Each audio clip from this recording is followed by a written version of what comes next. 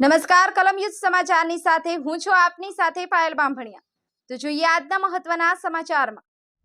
સુરતથી મહત્વના સમાચાર મળી રહ્યા છે। સુરત હીરા બજારમાં મંદીનો માહોલ। શહેર કોંગ્રેસ દ્વારા ડાયમંડ એસોસિએશનને આવેદનપત્ર આપ્યું। મંદીમાં રત્ન કલાકારો માટે કોઈ વ્યવસ્થા ઊભી કરવામાં આવે તેવી માંગ। કોંગ્રેસના પ્રમુખ સહિત કાર્યકરો સાથે રજૂઆત કરી।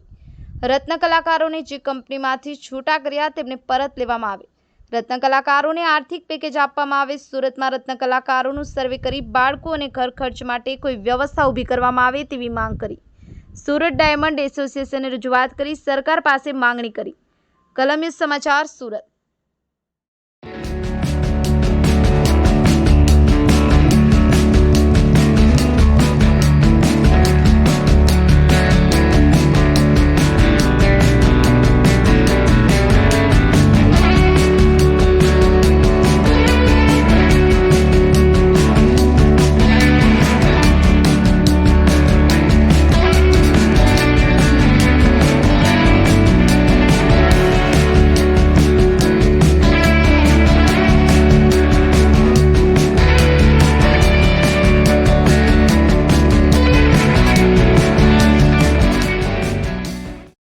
जी તમારું નામ?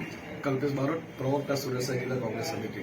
કલ્પેશભાઈ, કઈ જગ્યાએ રજૂઆત કરાવી હોય તો શેની રજૂઆત છે? આજે સુરત શહેર જિલ્લા કોંગ્રેસ સમિતિના પ્રમુખ ધનસુખભાઈ રાજપૂતની આગેવાનીમાં સુરત ડાયમંડ એસોસિએશનની ઓફિસ અમે રજૂઆત કરવા માટે આવ્યા છે કે છેલ્લા ઘણા સમયથી સુરત શહેરમાં અને સમગ્ર ગુજરાતમાં દેશમાં જે મંદીનો માહોલ સર્જાયો છે, આજે આખા દેશને ઓળખ સુરત શહેર આપી છે। પહેલાં સુરત શહેરના લાખો રત્ન કલાકારો બેકાર છે, જે ધંધામાં બેરોજગારી છે, એટલે અમારી માંગણી છે કે રત્ન કલાકારો માટે ડાયમંડ એસોસિએશન મારફતે સરકાર પાસે રજૂઆત કરીએ કે આર્થિક પેકેજ જાહેર કરવામાં, જેથી રત્ન કલાકારો પોતાનું જીવન જીવી શકે।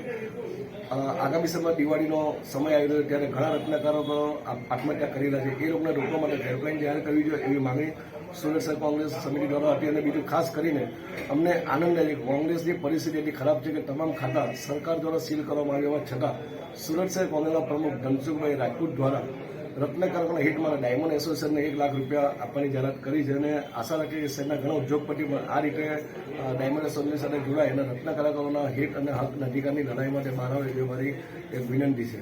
અને બીજું કે આ સુરત શહેરના મોટા ઉદ્યોગપતિ જ્યારે રાજ્યસભાના સાંસદ હોય ત્યારે અમારી એમને પણ વિનંતી છે કે તમે વ્યક્તિગત નહીં પરંતુ આ શહેરના લાખો રત્ન કલાકારોના હિતને ધ્યાનમાં સરકાર પાસે આર્થિક પેકેજ જાહેર કરો એવી અમારી વિનંતી।